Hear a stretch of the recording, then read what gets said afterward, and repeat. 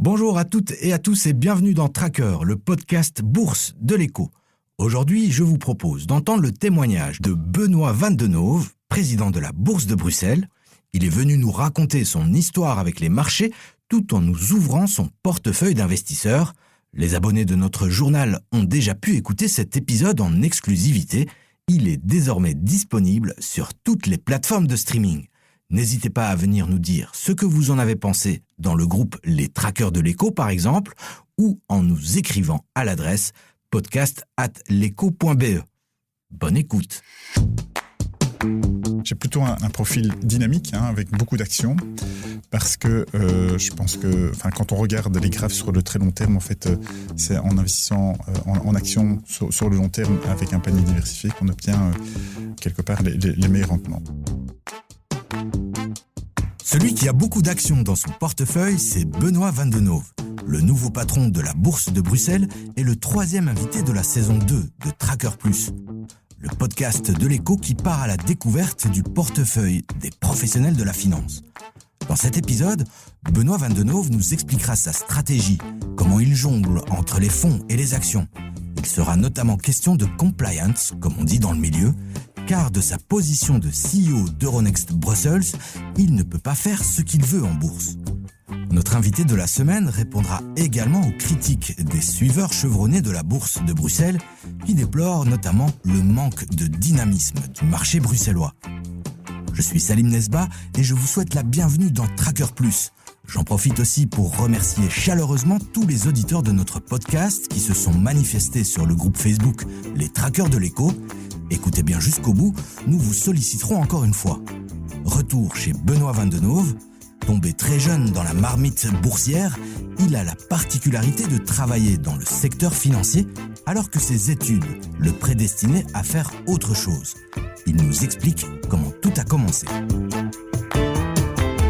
J'ai fait des études de droit et pendant ces études de droit, il y a un cours qui m'a vraiment passionné, c'est le cours de droit des sociétés. J'ai trouvé ça incroyable de comprendre comment tout ça fonctionnait. Donc, assez naturellement, j'ai commencé comme avocat en droit des affaires. Et après quelques années, je m'étais dit, c'est chouette de faire du droit, mais j'aimerais bien comprendre un petit peu plus loin que simplement les aspects juridiques d'une opération, d'une transaction. Et je me suis dirigé vers la banque. Et là, j'ai été intégré dans une équipe qui aidait les entreprises à se financer sur les marchés des capitaux, que ce soit en actions, en obligations. Et c'est là qu'a commencé la passion, parce qu'il y avait des aspects juridiques, mais il y avait aussi des aspects financiers, économiques et opérationnels. Et puis voilà, de fil en aiguille, je suis arrivé quelques années plus tard chez Euronext. Et donc, pendant que vous êtes avocat en droit des affaires, c'est quoi, par exemple, la première société cotée qui est passée entre vos mains ? Alors, j'ai travaillé sur deux dossiers un peu emblématiques. Il y avait d'abord l'IPO d'AB InBev, Interbrew à l'époque. Donc là, on travaillait en équipe et donc j'ai contribué à certaines parties du prospectus. Et puis alors, une autre société qui, à l'époque, a fusionné avec deux autres, qui s'appelait la Bourse de Bruxelles et puis qui est devenue Euronext et qui s'est cotée en 2000. Et donc voilà, ça c'est vraiment deux dossiers sur lesquels j'ai travaillé quand j'étais jeune avocat. Et le rapport à l'investissement, est-ce qu'il était déjà présent ? Vous étiez déjà actionnaire d'une société ou l'autre ? En fait, l'investissement faisait partie quelque part de notre culture familiale. Mes grands-parents, mes parents estimaient que pour se constituer un patrimoine sur le long terme, la bourse faisait partie de ces options.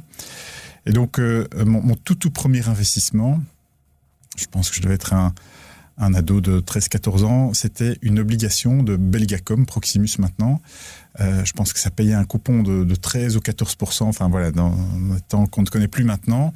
Et donc j'avais été acheter ça à la banque, alors c'était une coupure, je ne sais plus exactement de combien, mais ça ne devait pas être grand-chose. Mais bon, à l'époque, on recevait encore le titre physique en papier, donc le manteau avec les termes principaux de l'obligation, et puis alors tous les coupons sur la droite qu'on venait découper à chaque paiement de coupons. Donc voilà, ça il fallait aller à la banque avec ce... Et effectivement. Ouais. Et on gardait ça dans un coffre pour être sûr que ça ne soit pas volé ou que ça ne disparaisse pas. Donc voilà, c'était un autre temps. Et puis alors, après ça, j'ai poursuivi mes investissements, mais je vais dire de façon pas très structurée, pas très organisée.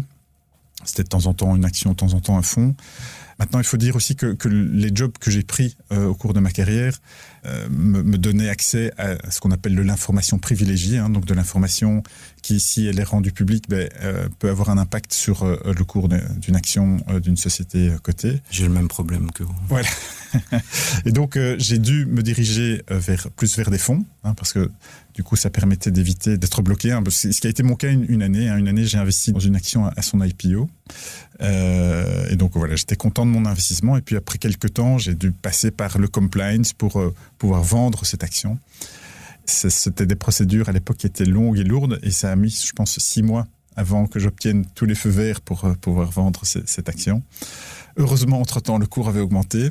Donc, j'ai vendu ma position. Mais voilà, je me suis dit, à partir du moment où j'ai commencé à investir de façon plus structurée il y a une dizaine d'années, là, je me suis dit, au moins, si je vais dans des fonds, je suis sûr parce que là, j'ai pas de problème de compliance. Et donc, concrètement, aujourd'hui, en tant que CEO d'Euronext Bruxelles, qu'est-ce que vous avez le droit de faire et de ne pas faire en tant qu'actionnaire ? Est-ce que vous pouvez voir ce qui rentre, ce qui sort et en garder pour vous ? Je caricature un peu, ou des règles sont vraiment très fixes? Alors, y a énormément de choses que je peux faire.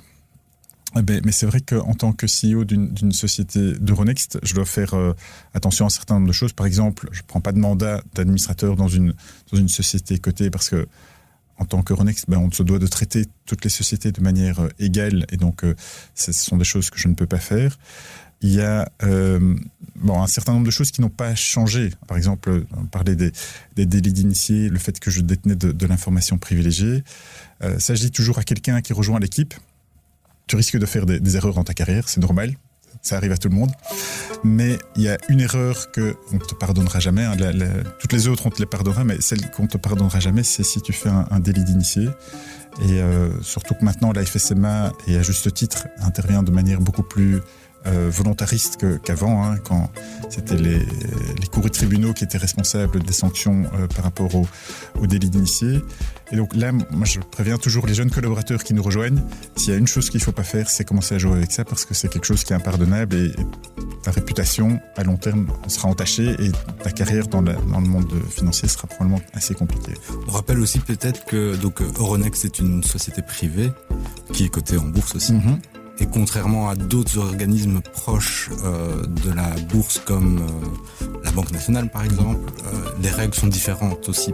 Oui, nous-mêmes sommes une société cotée, donc on est soumis aux mêmes contraintes, à la même dynamique que nos clients en fait, hein, que les sociétés cotées. Donc toute la réglementation qui s'impose aux sociétés cotées, quelque part, nous devons également l'intégrer dans nos processus. Et par exemple, il y a une réglementation qui sera applicable à partir de l'an prochain qui s'appelle CSRD, qui est une directive européenne qui vise en fait à rendre public un certain nombre de points, de data points sur de la finance durable, hein, pour le résumer.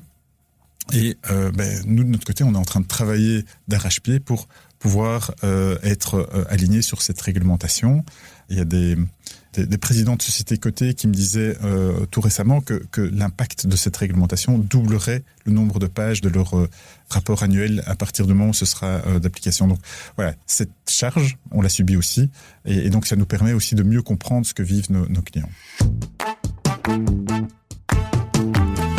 On l'entend, avant de se positionner sur la moindre valeur individuelle ou de vendre telle ou telle action, le CEO de la Bourse de Bruxelles doit prendre des précautions, car sa fonction lui donne la possibilité d'avoir des informations susceptibles de faire bouger le cours des sociétés cotées qu'il vise. Alors, à quoi ressemble le portefeuille de Benoît Vandenove et quelle est sa stratégie d'investissement? C'est l'heure du scan du portefeuille de notre invité. Actions, fonds, ETF, Benoît Vandenove nous dit tout. Est-ce qu'il y a des actions qui sont présentes à la Bourse de Bruxelles? Alors, comme je disais, pour moi, c'est plus compliqué d'investir dans des liens directs. Donc, il y a toutes les actions de la Bourse de Bruxelles, alors? Ouais, alors, est-ce que de jaloux? J'ai plusieurs lignes de fonds. J'ai pris un des fonds qui investit en particulier dans des PME européennes. Alors, j'ai pas le détail en permanence sur toutes les composantes de ce fonds, mais il y a un bon nombre de sociétés belges. Donc, c'est la façon que j'ai choisie pour soutenir quelque part notre écosystème belge. Et petite parenthèse, le rayon mid-cap de la Bourse de Bruxelles est bien fourni. On a beaucoup plus que 20 sociétaires dans le... C'est le Belmid, oui. Alors, on tourne autour d'une quarantaine de sociétés qui sont dans le Belmit. Et quand on regarde et qu'on compare le Belmit avec le Belvin, le Belmit a une rentabilité, une performance qui est nettement supérieure au Belvin, mais également au CAC 40, au LAEX. Donc c'est un indice qui fonctionne très très bien. Ouais. Et alors si on prend une photo aujourd'hui de votre portefeuille d'investisseurs, quelle couleur il a il est plutôt vert, plutôt rouge ou alors, on mélange les deux? Je pense que tout dépend de la durée de temps qu'on prend. Hein. C'est sûr que si on regarde sur le court terme, on est un petit peu dans le rouge parce que j'ai un certain nombre de fonds techno aussi. Mais moi, je pense qu'il faut regarder vraiment sur le long terme et pas forcément essayer de battre en permanence le marché. Je vais peut-être utiliser une image que vous allez trouver comique, mais pour moi, investir, c'est un petit peu comme quand on est en voiture sur l'autoroute et qu'on arrive dans un embouteillage. Il y a deux stratégies pour sortir de l'embouteillage et pour arriver le plus vite possible à son objectif. Il y en a qui vont changer de fil en permanence et qui vont essayer d'être plus rapides que les fils qui avancent à vitesse différente. Et puis il y en a qui restent sur une file et puis qui de temps en temps changent parce que voilà, on arrive à l'endroit où il y a eu l'accident, etc. Et j'ai lu assez récemment une étude là-dessus. Apparemment, il n'y a pas d'avantage sur le long terme d'appliquer l'une ou l'autre stratégie. Je pense qu'il faut... En bourse ou sur la route? Sur la route. Mais je n'ai pas d'études sur la bourse, mais en tant que particulier, je pense qu'il faut savoir aussi ce qu'on veut. Il faut viser une perspective long terme. Sur le long terme, ça restera de toute façon créateur de valeur et créateur de patrimoine. Et quand on regarde aussi les graphiques sur des échéances de temps qui sont assez longues, en fait, les crises, comme on les connaît maintenant, sont des mini-crisettes, hein, parce qu'on va voir une toute petite baisse des cours, parce qu'on regarde ça sur une échéance de temps long terme. Et moi, c'est la perspective que je prends. Donc, je change de temps en temps un fonds. Parfois, je sors complètement d'un fonds. Parfois, j'augmente ma participation dans tel ou tel fonds, ou j'en prends un nouveau, voilà, parce que je vois une opportunité. Mais je suis pas là à rentrer, à sortir et à regarder tous les jours mon portefeuille. Parce que voilà, la perspective est long terme. Cet objectif au bout du long terme, quel est-il? Est-ce qu'il a déjà été fixé ou lui aussi évolue en fonction du temps? Alors moi, mon objectif, c'est d'avoir une pomme pour la soif, je dirais, pour après la carrière professionnelle. On espère tous qu'on aura droit à des pensions, mais voilà, on verra bien où on en sera à ce moment-là. Donc voilà, c'est d'avoir une réserve qui permettra de faire face à certains défis le cas échéant. Et alors, plus en détail, votre portefeuille, il y a une répartition action-fonds qu'on peut donner? Alors, je la connais pas par cœur, mais je suis principalement investi dans des fonds dynamiques, donc avec essentiellement des actions. Alors, j'ai quelques fonds plus hybrides où on est quasi sur la parité entre actions et obligations. Mais comme ma perspective est long terme, j'avais pas de problème à prendre beaucoup d'actions. Et alors, en tant que président de la bourse, CEO d'Euronext Bruxelles, on voit beaucoup de choses assis de cette place-là. Mais j'imagine qu'on a aussi un œil sur l'économie, la macroéconomie. Est-ce que, avec ce qu'on vit ces derniers mois, voire ces 12 derniers mois et cette hausse importante des taux, il y a déjà des choses qui ont changé dans votre gestion de ces fonds plus dynamiques? En fait, j'ai assez peu changé. Je suis resté assez bien assis sur les positions que j'avais. De nouveau, parce que c'est une perspective long terme et que c'était peut-être pas le bon moment de vendre maintenant. Je me souviens en 2020, quand le Covid avait éclaté et que tous les cours s'étaient effondrés, j'avais appelé mon banquier, je lui avais dit... Est-ce que vous conseillez quelque chose? Est-ce qu'il faut investir massivement maintenant? Ou est-ce qu'il vaut mieux sortir? Et lui m'avait dit, nous, on estime qu'aujourd'hui, il y a trop de volatilité dans les marchés, qu'on ne sait pas trop dans quelle direction ça va. Donc, on propose à nos clients plutôt une position attentiste. Mais voilà, si vous voulez aller à gauche ou à droite, nous, on est là pour vous aider. J'aime assez bien cette position, surtout que voilà, mon objectif est un objectif long terme. Et donc, comme je disais, sur le long terme, ce sera une mini-crisette qu'on verra, mais la constitution de patrimoine, elle se fera sur ce long terme. Et donc, en année, ce long terme, pour donner un chiffre, on est autour de 40 ans, 30 ans, enfin, en comptant déjà les années passées. Hein. On est sur 25-30 ans, ouais.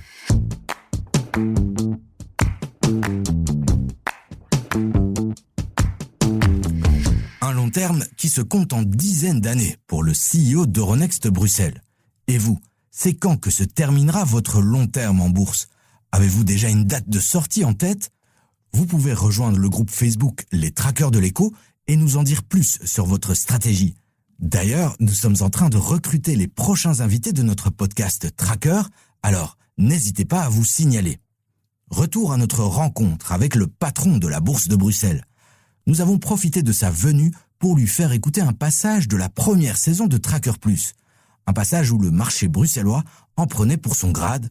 Bernard Keppen, l'économiste en chef de CBC Bank, nous expliquait alors, et sans trop tourner autour du pot, que Bruxelles n'était pas la place la plus dynamique au monde.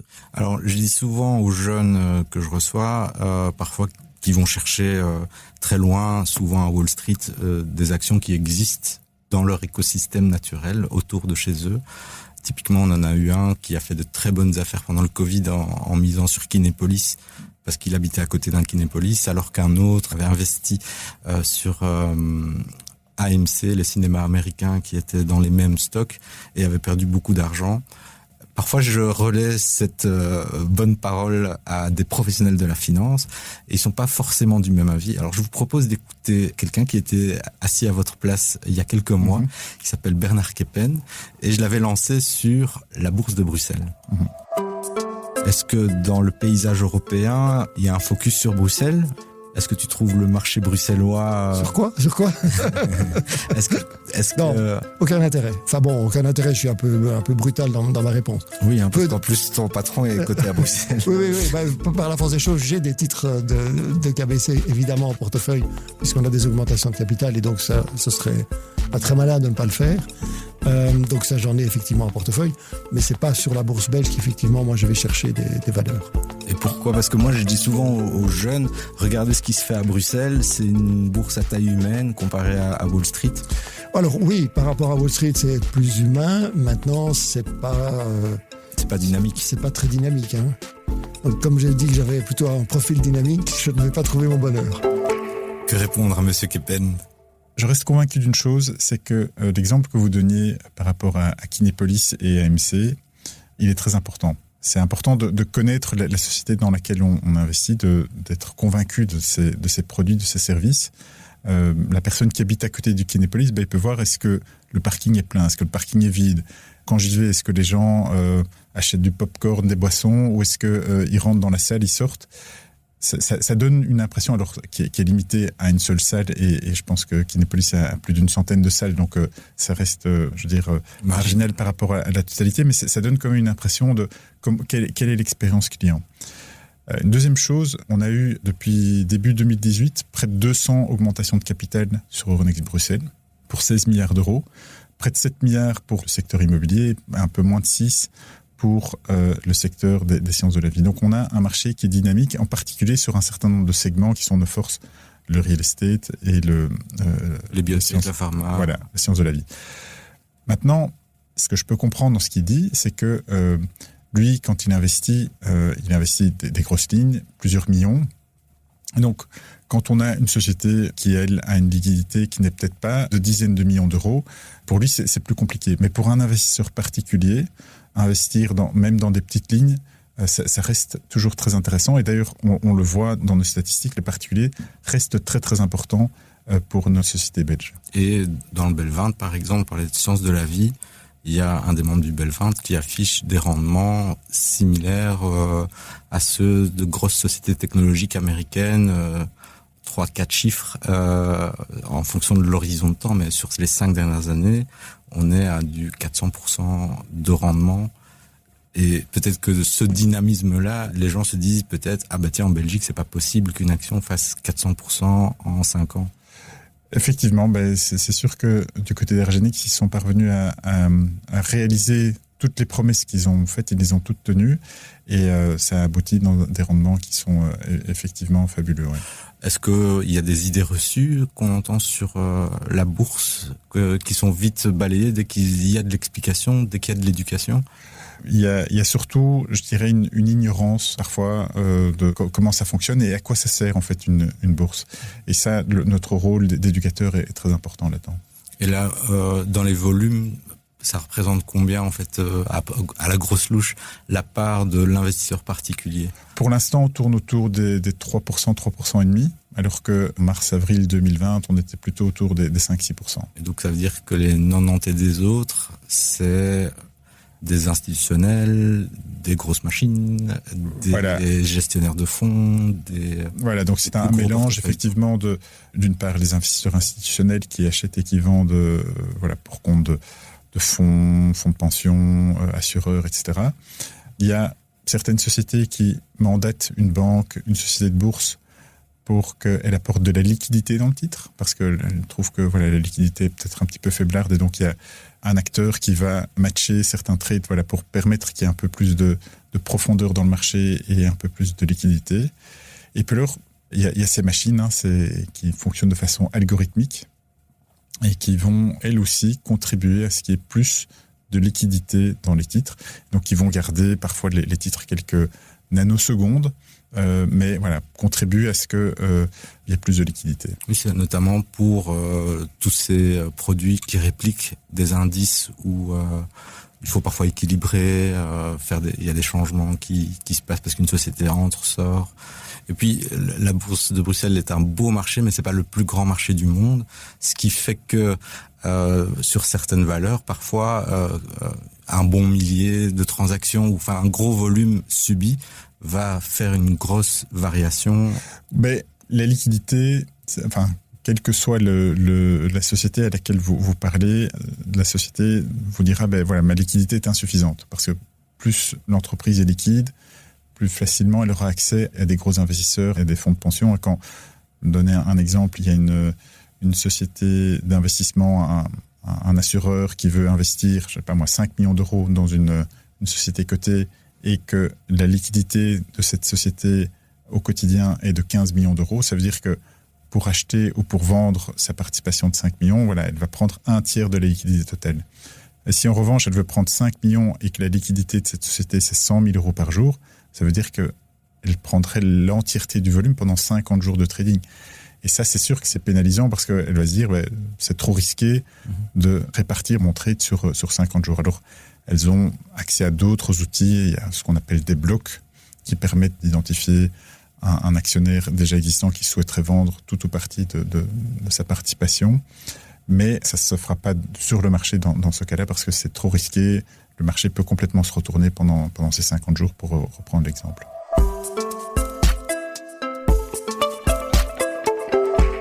Vous avez remarqué ? Dans Tracker Plus, les pros de la finance n'hésitent jamais à compléter leurs idées de petits conseils, d'exemples ou d'anecdotes. On poursuit justement avec une petite anecdote sous forme de conseil que le président de la Bourse de Bruxelles a bien voulu partager avec nous. Elle nous rappelle que souvent, sur les marchés, c'est en plein ciel bleu que les orages éclatent. C'est une question que j'aime bien demander aux professionnels de la finance, c'est est-ce que quand vous allez manger chez des amis ou à une réunion de famille, on se dit tiens, Benoît est là, ça tombe bien, il est président de la bourse, je vais lui demander quelque chose. Comment vous réagissez à ce moment-là? Alors il y a une quinzaine d'années, j'ai eu cette question. Et c'était justement au moment où une grande banque belge était en train de reprendre une grande banque hollandaise avec une banque espagnole et une banque écossaise. On a tous les noms. Et j'étais assez impressionné par cette banque belge et par sa performance et la qualité du personnel. Et voilà, la personne me demande dans quoi est-ce que j'investirais. Donc on était, je pense, en juin 2008, et je lui dis écoute, voilà, une fois que cette fusion se fait, je pense que c'est vraiment l'investissement à faire. Et puis, j'ai plus revu cette personne après, on s'est un peu perdu de vue. On sait ce qui s'est passé avec cette banque. Et voilà, ça a été, une sacrée leçon pour moi de ne pas donner d'avis précis sur des sociétés précises. J'ai encore eu le cas en mars-avril 2020 où des proches m'ont appelé et m'ont dit « Benoît, regarde tes cours, qu'est-ce que tu en penses ?» Et là, je me suis vraiment abstenu de donner des conseils très précis.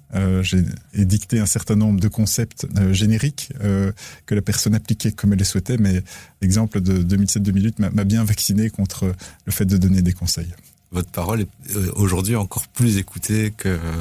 En plus, effectivement. C'est l'heure de la traditionnelle question au tracker de l'écho. Chaque semaine, nous proposons à nos invités de vous poser une question.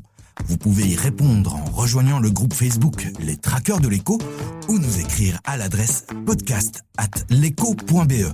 On écoute la question de Benoît Vandenove. Je voudrais demander aux trackers de l'écho quelles sont les actions belges qu'ils ont dans leur portefeuille, qui sont vraiment très contents d'avoir acheté, et peut-être quelles sont celles lesquelles ils se posent peut-être plus de questions actuellement. Allez, les trackers, donnez-nous des noms, on veut des noms. Selon mon petit doigt, on va beaucoup avoir de biotech. En tout cas, dans les noms que je vois passer, il y en a beaucoup qui sont de ce secteur-là. Je suis curieux d'avoir la réponse. Ouais. Envie de lui répondre ? Écrivez-nous à l'adresse podcast@leco.be ou laissez-nous un commentaire dans le groupe Facebook Les Traqueurs de l'écho. Nous, on se retrouve la semaine prochaine pour un nouvel épisode. Il sera question de trading et de crypto-monnaie puisque nous avons rencontré Marc Mazur, trader professionnel et spécialiste de la blockchain. C'était Salim Nesba et Julie Garrigue pour Tracker Plus, le podcast de l'écho qui rencontre les professionnels de la finance.